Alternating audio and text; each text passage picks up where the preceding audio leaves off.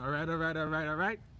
Welcome to Tuesdays with Audie, and of course, I'm your host, Audie. If you all thought last week was cold, oh my gosh, this week it's freaking freezing my nuts off. Anyway, so last week, as promised, today's topic is gonna be about identity politics. So Kamala Harris, in terms of who she is or what she is, which identity she identifies with. Is she black? Is she Indian? Is she Jamaican? Is she American? All of these things. It's like, who cares, right? Who cares? I think that the people who tend to care are those people who tend to want to fit people in some intersection to fit some narrative in terms of how they want to portray this person and the like or dislike of whatever the story may be. So before I get into that, so anybody ever been here in terms of, let's just say, for example, you're a black person, you're from a black community, and in terms of how you speak, in a way that you act, and the properness of your grammar and everything else, people say, well, you black, but you ain't black. It's like you more white because of the way that you talk and the way that you conduct yourself. I'm sure some people have kind of had that aspect in terms of them, whether you were in a private school and you lived in the ghetto or the poor neighborhoods, and then how you speak to your friends and what's not, they kind of treat you differently because of the way that you act. For example, even if you're a white person, in terms of living in a predominantly black society, people want to know, it's like, are you really part of this particular citizen? Do you really carry the citizenship? It's like, we don't usually see people in terms of your color in this particular area. So then people have a perception in terms of how to represent you because of the color of your skin. So whether it's, you being white and acting more black, and people trying to figure out whether you fit, you being black in terms of how trying to be proper in terms of where you speak and conduct yourselves, and the people that you live with, they tend to not relate to you in terms of that aspect of it. We all have some form of cookie cutter shape in terms of where we identify or put different hats on to suit a particular domain that we are in. For example, if you're a student, you put on your student hat when you're in school. When you're at home, you kind of still have that student hat on, but you have to actually be that son or that brother or the significant other to whoever it is that you have at that moment, and you need to kind of try to figure out how to not let those particular identities kind of merge with each other, so that there is no confusion in regards to what it is that which hat that you are wearing at that particular time. So then, what happens when nobody really knows which hat that you have on? What happens when all those hats just comes and blend into one beautiful thing that people cannot necessarily be able to kind of put you inside of a, as I like to say, a box, and trying to identify which one of these boxes you fit in perfectly, so that they can actually identify you with that particular box. For example, myself, oh my gosh, woo! I was born to both Haitian parents. My mom and my dad are both from Haiti. I was born and raised in the Bahamas, but I've lived in Haiti for about 3 years. So when it comes to speaking the language, I'm going to parler na Creole, mais on peut me dire na Creole, il pas bien parce que mon yo qui rete na Haiti, parce que mon pas rete na Haiti pour tout vivre. So I just said, I know how to speak Creole, but in terms of how well I can speak in it, it's not as fluently or as good as people who tend to live and born and raised in Haiti, but nonetheless, I know the language. And so in terms of me being Haitian enough, I will never be Haitian enough because I wasn't born and raised in that particular country. But I identify with being Haitian. In terms of being Bahamian, I was born and raised in that country for minus of 3 years. But in terms of me not necessarily having access to certain documentation in that country, in terms of, I had to gain my citizenship, but I wasn't necessarily given rights in terms of being born in the country for me to have that citizenship.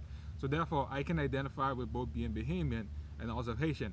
I enjoy the culture because the Bahamian culture is pretty much what I know, and what I've grown up with, and what I come to understand. And the Haitian culture is something my parents hold very dearly to them, and they try to ingrain it within us and ensure that we know how to communicate, how to conduct ourselves, and how to speak the language, and also being aware of certain things. But in terms of me being very versed in terms of the Haitian culture, I'm not. But in terms of, let's take for example, someone who was born and raised in the US, who have Haitian parents, but don't know the language, but yet they are so passionate in terms of advertising or kind of displaying their Haitianness, the people that they that they meet. But there goes a lot into saying this. It's like for people who have predominantly known one particular identity or they had one citizenship, they cannot relate in terms of being that person that everybody is trying to fit you in a box with to kind of suit their narrative in terms of trying to make you seem as though you are something that you are, but may put you in terms of being something that you may not be.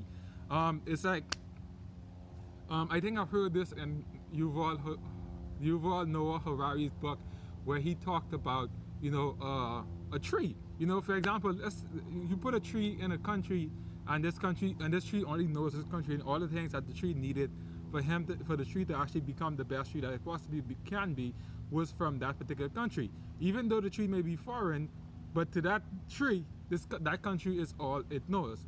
So how is it that you can say that because this tree is from a different country, but it was planted and it grew in this different country, that this tree is foreign?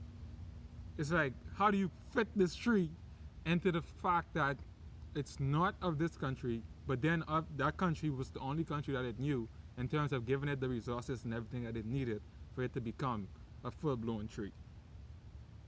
So identity politics is very touchy in terms of who you say it to, who talks about it, or which perspective it's coming from.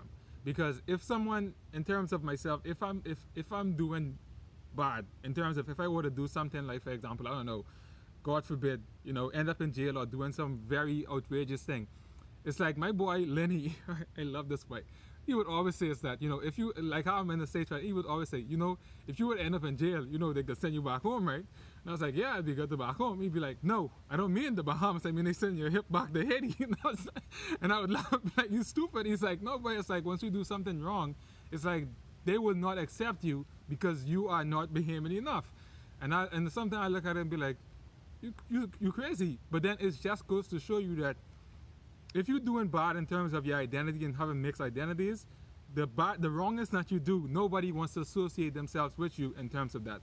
But when it is that you are achieving and being successful and you are gaining the attention that you want, even though a country that you may not be a full citizen of, they will claim you and say, this is one of ours. And then they want to be tied to that particular accomplishment that you have and saying that, okay, this person only became successful because they was a part of this country. But let yourself do something wrong, they will disassociate themselves from you as quickly as possible, and making sure that everybody know that that person is not one of us. It's always this them versus us mentality in terms of identity politics. If you're doing good, you're part of us. But if you're not, you're part of them.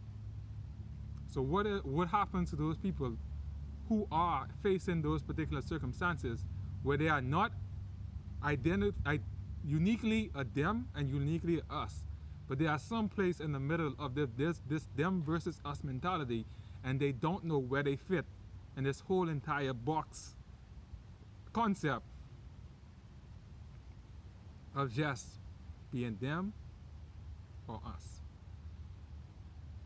I know many of you probably never looked at this particular thing in that particular light, because I think in terms of when you have these identity politics, certain people try to get further and further away from it so that their kids won't necessarily have to suffer those stigmas that they were accustomed to in terms of growing up. In terms of myself, for example, it's like I have Bahamian citizenship. I had to renunciate my Haitian citizenship when I was about 19 or 20. But I think in terms of, dealing with what I had to go through, I think most of us, if we went through what I went through, we would kind of try to find a way to disassociate ourselves further and further and further away from a particular identity to try to kind of eradicate that particular stigma on our kids. So what happens when you are stuck within these particular conflicting identities, but then it's like, what it's like to feel, what it feels like to go through it, but then one identity is taking precedent over the other, and then you find yourself making unconscious decision to kind of disassociate yourself from that identity that you feel as though has hindered you for such a long time from you achieving the things that you want to achieve. And with politics, there's no right or wrong answer. We always wave a wand and say, okay, well, I'm gonna give you X. And then when I wave the wand and say I'm gonna give you X, I give you not X. But then when you get upset, I'm gonna make it seem as though I gave you X so that you can feel satisfied with what is being presented. So yeah, it's freaking cold, and that's the end of today's episode of Tuesdays with Ori. Oh my gosh, my nose is running, but it's not.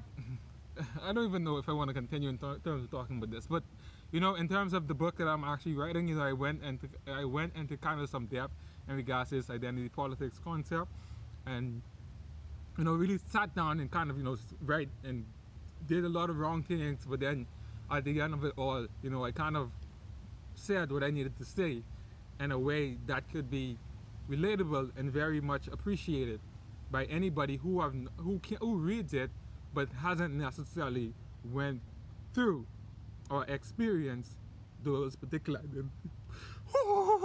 those identity politics. But it's getting a little too cold in here, it's getting a little too chilly, so I gotta go back and get warmed up. So everybody, continue to support, continue to like and dislike if you don't like the content. And with that said, seeing that it's so cold, I'm gonna have to go ahead, cut it off now, because these things reason. But with that said, peace, love, and enjoyment.